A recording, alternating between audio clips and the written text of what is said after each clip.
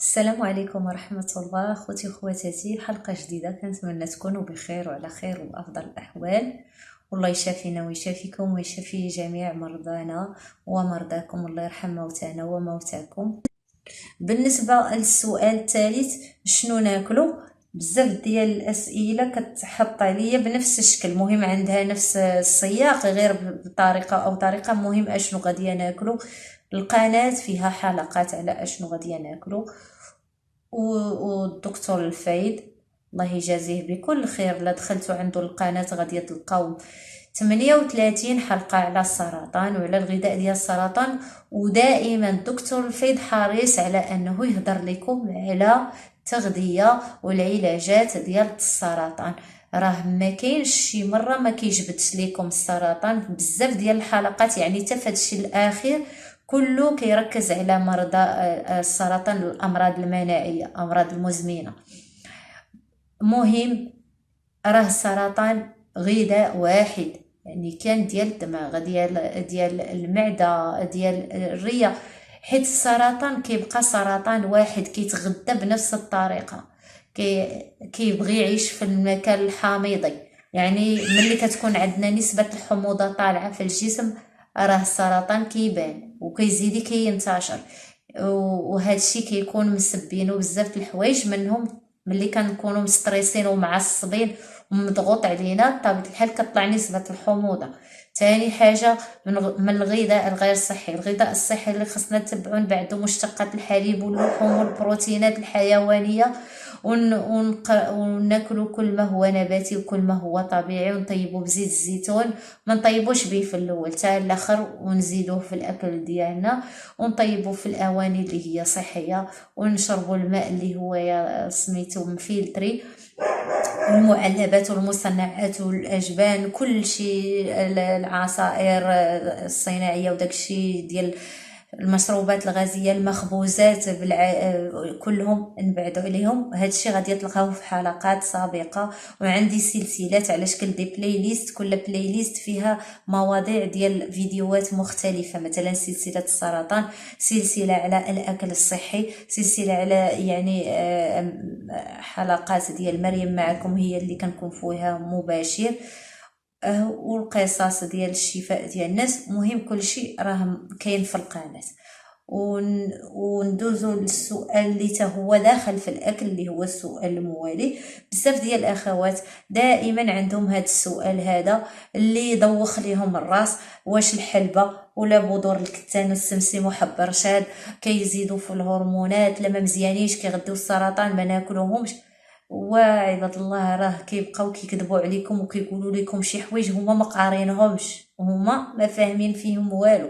واش انا ملي غادي ناكل شي حاجه اللي هي فيها ديزوستروجين اللي هما نباتيين، اللي هما طبيعيين، اللي هما غير صناعيين، غادي يغديو ليا السرطان؟ بغي يغدي ليا السرطان لي بروتين اللي هما كناخذوهم من مصدر حيواني ودقينهم دي زورمون اللي هما يا اللي صناعيين وكيخربقوا لينا لي زورمون ديالنا. اما هادو راه نباتيين وطبيعيين، راه ما عندهم فاش غادي يضرونا. ولا بغيتو تعرفوا الحقيقه ديال هادشي اللي كنقول لكم، ما عليكم تدخلوا القناه ديال الدكتور الفايد اللي هو خبير واستاذ ودكتور، واللي انايا قدامه يعني كنتعلم وما عنديش الشواهد والدبلومات اللي هو حاصل عليهم، واللي هو اهل الاختصاص وما كيكذبش عليكم، وانسان معقول. لذا ما تبقاوش اللي قالوها لكم تطيقوها. راه واخا يكون دكتور في التغذيه، راه شحال من دكتور في التغذيه اللي ما عرفتش واش كيقراو داكشي ماشي مضبوط، ما فهمتش، تيقولوا شي حوايج اللي ما عندهاش حتى صحه، ما كاينش الصحه ديالها بتاتا. وقلبوا في الكتوبه ديال التغذيه القدامين وغتلقاو بانه الحلبه وزريعه الكتان وحب الرشاد وهادشي مسموحين لمرضى السرطان، خصوصا الناس اللي عندهم سرطان هرموني. وغادي ندوزو للسؤال الخامس. كيسولوني بزاف ديال الاخوات هذا السؤال ديال هل السرطان المنتشر يمكن ليه يتعالج ويتشافى منه المريض؟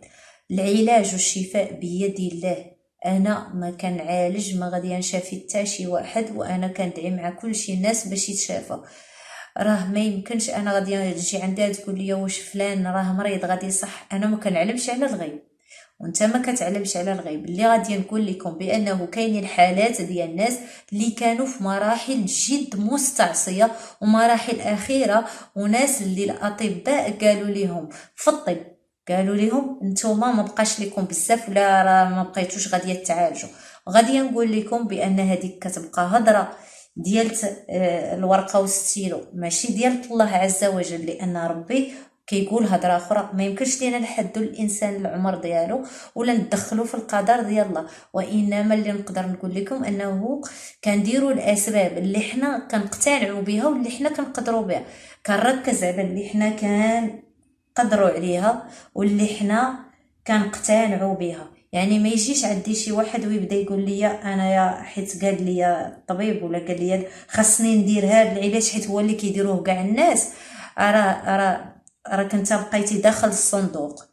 راه خرج من خارج من الصندوق وشوف بانه راه الحكمه ديال الله كتفوق كل شيء وكتفوق كاع العلوم، لانه راه القدر راه ما كيكونوش 20,000 قدر عندك حيت اختاريتي هذا الاختيار وما اختاريتيش هذا الاختيار.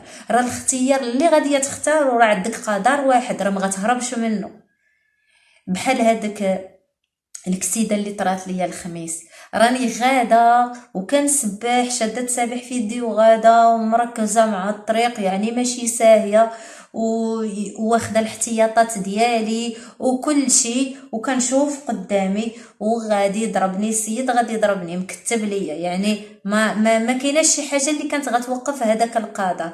اذا الواحد ما يبقاش يصدع راسو ويمرض راسو، راه لا كان الواحد غادي يتعالج راه غادي يتعالج، كان غادي يتشافى الكتاب اللي يتشافى غادي يتشافى، كان غادي صح غادي صح، واخا ما يدير والو وتكون غير النيه ديالو مع الله صادقه، راه ما كان غادي يدير والو وغادي صح. راه ماشي بالضروره انك دير جميع العلاجات اللي كاينه في العالم باش غادي يتشافى، راه ربي هو الشافي، راه ماشي العلاج وماشي الانسان، ماشي الاشخاص، ماشي الطبيب. الطبيب كيدير واحد الخدمه، الطبيب قرا باش يساعدك وباش يعاونك نتايا وباش ينقذ البشريه، هذا الطبيب النازي ماشي حاجه اخرى، راه كلها بيد الله. وديروا اليقين ديالكم في الله، وخا يكون الواحد واصل في مرحله الاخرى ما يقولش غادي نيأس ولا نموت ولا غادي يطرى ليا. راه كاينين الناس اللي نجاو من الموت اللي يعني الطبيب عزز على انه يفسر ديك الحاله، والدنيا كامله كتوقف ملي كتسمع بحال هذوك القصص وكتقول سبحان الله، ربي ما مكتبش ليه يموت ومكتب ليه حياه جديده ومكتب ليه يعني حوايج اخرى بزاف. فهمتوني شنو بغيت نقول لكم؟ غادي ندوزو للسؤال الموالي، واش انا درت الكيماوي؟ بزاف ديال الناس كيقولوا لي واش درت الكيماوي، كيتعاود هذا السؤال وجاوبت عليه شحال من مره. انا ما عمرني ما درت لا شيميو، وعطاوني لا شيميو وعطاوني لا راديوثيرابي، عطاوني لوغمونوثيرابي ديال 5 سنين، حتى حاجه من داكشي ما درتها. انا باقا قدامكم حيه ارزق وغادي نعيش داكشي اللي مكتبوا لي الله، واختاريت الطريق اللي انا بغيت. اللي نقدر نقول لكم انا دابا يا وصلت ل10 ديال الحصص تاع لوزونوثيرابي، وغادي ندير عاوتاني واحد الحصه ان شاء الله في 10 في شهر 12 ان شاء الله عندي موعد. وليت كنديرو كل 15 يوم، حاليا كنت كنديرو في الاول كل اسبوع مره، ودابا غنديرو في 15 يوم عاوتاني المره الجايه. بالنسبه للناس اللي كيسولوني ايضا واش نديروا الكيماوي، انا ما تسولونيش هذا السؤال، لانني ما غنقدرش نجاوبكم على هذا السؤال، حيت ماشي انا اللي غادي نقرر. حيت نقدر مثلا نقول لك ما ديريش، حيت انا عندي واحد القناعه وعارفه بانني ما غاديش نديرو خط لاصق السما مع الارض، وعارفه علاش، ولكن ما غاديش نجي وغادي نفرض عليك ديرو، حيت تقدر انت ما ديروش واليقين ديالك يكون ضعيف وطرالك شي حاجه وتجي وغاديه تقول لي انت اللي خرجتي عليا وما خليتينيش نديرو. انا ما كندخلش في بحال هاد القرارات، كل واحد كيقرر الحاجه اللي بغا هو يديرها بيقين، ما تخليو حتى واحد يضغط عليكم. فهمتوني؟ ها هي 4 سنين مريم قدامكم، نقدر اليوم تشوفوني غدا ما تشوفونيش، داكشي كيبقى القضاء والقدر. ولكن انا خديت يعني انا خديت المسؤوليه وانا كنتحمل المسؤوليه ديال القرار ديالي، وانا كنعيش الحمد لله بخير بهذا القرار ديالي، وكنقدر نعيش انسانه طبيعيه مع المرض. كنعيش انسانه طبيعيه وكنقدر نخرج وكنقدر نوقف وكنقدر ندير بزاف الحاجه. الا مشيت في ديك الطريق الله اعلم واش كنت غاديه نوقف وغاديه نمشي بحال هكا، ما عرفت. مهم انا الحمد لله فرحانه بهذاك الاختيار ديالي. وندوزو لاخر سؤال، واللي هو يا بزاف ديال الاخوات ملي كياخذوا العلاج الهرموني كيسولوني واش خديت العلاج الهرموني. انا ما خديتش العلاج الهرموني. وشكون اللي اثر عليا باش ما ناخذش العلاج الهرموني؟ هو ملي سمعت الدكتور الفيد وسمعت الحلقات اللي تكلم فيهم على العلاج الهرموني، وسمعت الدكتور انغي جوايو الفرنسي اللي هو طبيب في السرطان، وهضر على الاضرار الكثيره الجانبيه ديال العلاج الهرموني.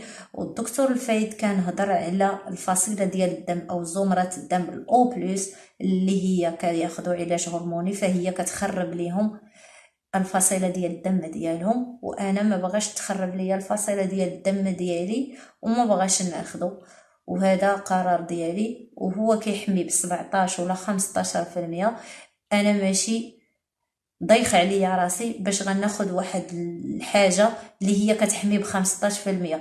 مازال تقول لي 50% 60% مقبوله، ولكن باش تقول لي 15% راه ما غادياش ناخذها وتدير لي دوك الاعراض الجانبيه اللي هي كثيره بزاف. منهم هشاشات العظام، منهم يعني انتشار السرطان في اعضاء اخرى، منهم البطانه ديال الرحم، منهم هجره الرحم، منهم تضخم الرحم، منهم سرطان في المبايض، منهم يعني النقص في بعض الفيتامينات، منهم كدير تعرق شديد، منهم كيولي الانسان عيان وضيخ وسخفان وفيه تغيلفه. ومالي على هذا الشيء كامل ما غادياش ناخذو. هذا هو القرار ديالي. وفي الاخير هذه الناس اللي بغاو يعرفوا الحاله ديالهم، واش انا مصاب مثلا بواحد السرطان، حيت مع كاينين بعض الحالات اللي مصابين بالسرطان وعندهم السرطان جاهم من السحر، ماشي جاهم يعني عضوي مرض عضوي، وانما مرض روحاني. سرطان تسبب لهم عبر السحر. اشنو غادي ديروا؟ واحد الطريقه سهله انا غادي نقولها لكم دابا. الحاجه اللي غادي ديروها سهله، غادي تحطوا يديكم على راسكم بحال هكا، اليد اليمنى تحطوها على ايديكم. من الافضل تكونوا على وضوء، تكونوا صليتوا توضيتوا وتحطوها بحال هكا، وغتبداو تكرروا 7 المرات هادشي اللي غنقول لكم دابا. اول حاجه، اعوذ بعزه الله وقدرته من شر العين وحر العين. وتعاودوا أعوذ بعزة الله وقدرته من شر العين وبرد العين. أعوذ بعزة الله وقدرته من شر العين ووصب العين. أعوذ بعزة الله وقدرته من شر كل نفس. أعوذ بعزة الله وقدرته من شر كل سحر. أعوذ بعزة الله وقدرته من كيد كل ساحر إذا سحر. أعوذ بعزة الله وقدرته من كيد كل عين حاسدة. وتكرروها 7 ديال المرات، يعني كل وحده فيهم غادي تعاودوها 7 ديال المرات. شنو هما الاعراض اللي غادي يبانوا عندكم؟ لا كان عندكم سحر، غادي تكون اعراض تثاؤب، يعني كتفوهوا، تقيؤ بحال باغي تنعس، تقيؤ، تخدير في اليد، كتحس باليد ديالك كتخدر عليك او في القدم، نعاس، ضيق في التنفس، سرعة في نبضات القلب. هادو من الأعراض اللي غادي يقدروا يبانوا لكم. جربوها وديك الساعة ديروا لكم الرقية الشرعية. نتمنى الحلقة تكون خفيفة على القلوب ديالكم، وإن شاء الله نتلاقاو في حلقات أخرى، وأستودعكم الله الذي لا تضيع ودائعه. إلى اللقاء.